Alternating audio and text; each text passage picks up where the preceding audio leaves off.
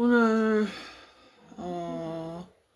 같이 공부할 내용이 두 작품인데요.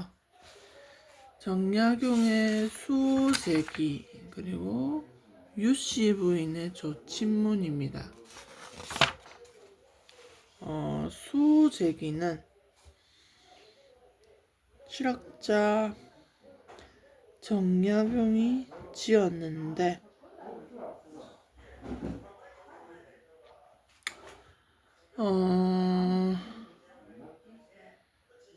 몇 년도에 지은 작품인지는 나와 있지 않습니다. 그런데 어떤 내용이냐, 나를 지키는 집이라는 뜻의 수호제라는 당호를 소재로 한 수필로 자신의 삶을 돌아보고 본질적 자아를 지켜야 한다는 작가의 깨달음이 나타나 있다고 합니다. 수호제, 자신을 지킨다. 그런 기록. 수호제기. 정약용의 수호제기를 한번 보도록 하겠습니다. 나를 지키는 집이라는 뜻의 수호제라는 이름을 붙인 까닭에 대한 의문을 제기하여 독자의 관심을 유도하고 글의 초점을 분명히 하고 있습니다. 인간의 마음은 유혹이나 위협에 쉽게 흔들린다는 것을 인간의 현실적인 삶의 모습에서 나타나는 여러 사례를 통해 제시했고, 귀향을 와서야 비로소 본질적 자아를 지킬 수 있었음을 의미합니다. 정약용이 귀향을 갔는데 무엇을 깨달았느냐? 자신을 지키는 것. 나를 지키는 집, 수호제를 통해 자신의 삶을 돌아보고 본질적 자아를 지켜야 된다는 것을 깨달았답니다. 그래서 우리가 이 작품에서 나 오자가 나와요. 수오 제. 제자가 무슨 제자냐면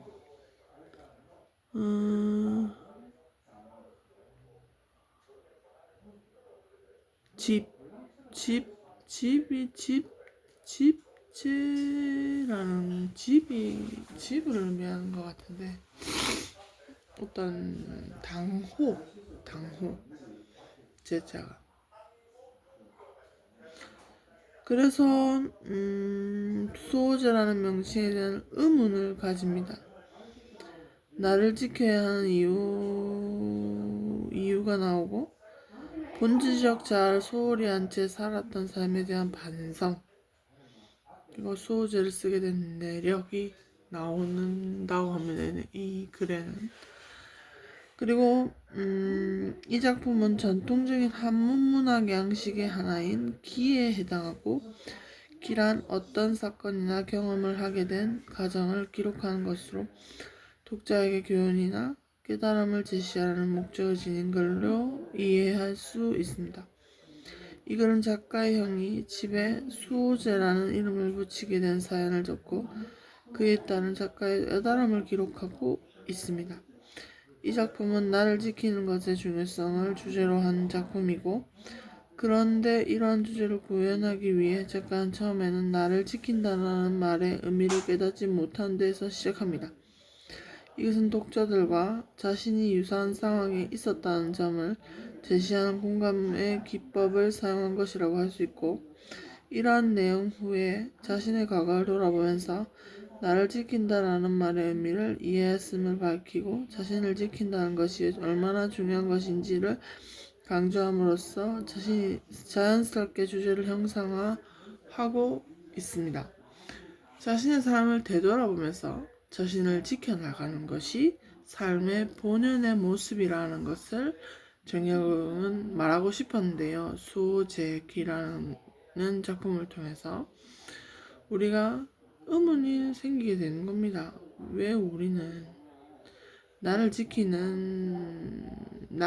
하나? 그리고 삶을 왜 돌아봐야 하나 이런 의문에서부터 시작된다고 합니다. 그런 내용이 그런 내용의 수풀이 되겠습니다. 그리고 조친문이라는 것은 유씨 부인이라는 사람이 썼는데 언제 썼느냐? 보면은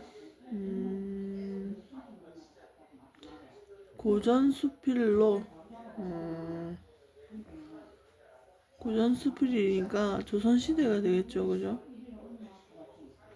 조선 후기인지 볼게요.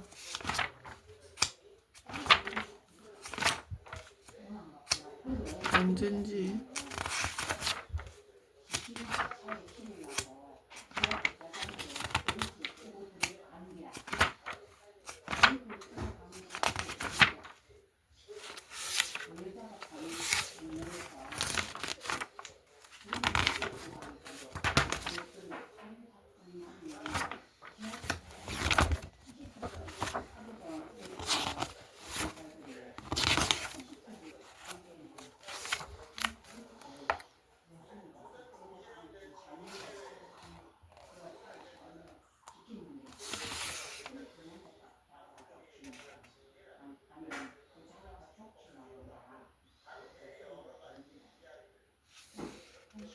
조선 후기 작품이네요. 조선 후기.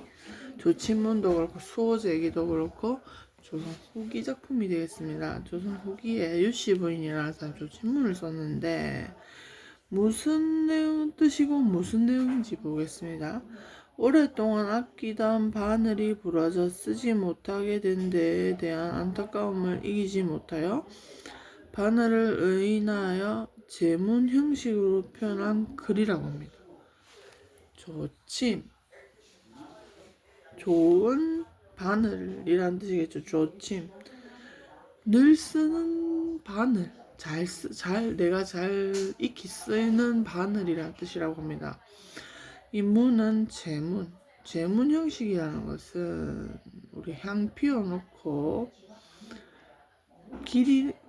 길이를 택해서 공을 들이는 거를 말하죠. 제문. 그래서 어떤 성격을 가지냐? 추모적, 신변잡기적인 성격을 가지는데 자신의 주변에서 일어나는 여러 가지 일들을 적은 글의 특징이 나타난답니다. 경수필의 특징. 그래서 부러진 바늘에 대한 작가의 안타까운 심정과 추모의 정이 있고 제문이 나오고 대상의 의나와 영탄적 어조가 나온다고 합니다. 내용 형식 표현이 유기적으로 결합되어 이 작품만의 독특한 감동과 미적 구조를 이룬다고 하는데 왜 추모의 정이 나오는지 한번 보게 되겠습니다. 이 작품은 제문을 짓게 된 취지를 밝히는 서사, 바늘과의 추억을 회상하는 본사, 내세의 인연이 지속되기를 소원하는 결사로 구성되어 있다고 합니다. 무생물인 바늘의 의인을 통해 대상을 잃은 애절한 슬픔을 실감나게 표현하고 있어 여성의 섬세한 감각과 정서를 느낄 수 있다고 합니다.